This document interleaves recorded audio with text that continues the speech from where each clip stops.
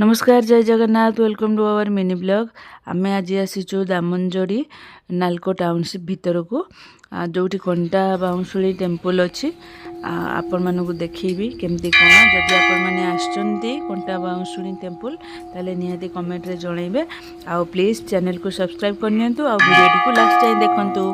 माँ कंटा बाउंसी को माँ दुर्गा को एक रूप भाव पूजा करा जाए।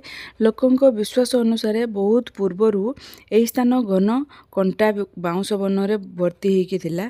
सेही वन मध्य देवी प्रकट होइथिबारु तांको नाम कंटा बाउंसुणी बोली कहा जाए। एठी जो नना पूजा करुछंती तांको पाखरु आमे जानिया को पाइलु दुर्गा पूजा चैत्र पर्व बहुत धूमधाम रे पालन करा जाए।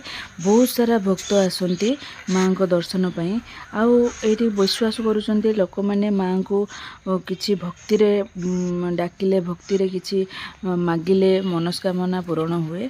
सो सेठी पई बहुत लोक आसुछंती बुलिया पई आउ बहुत सुंदर जगह भी हमको तो बहुत भल लागेला।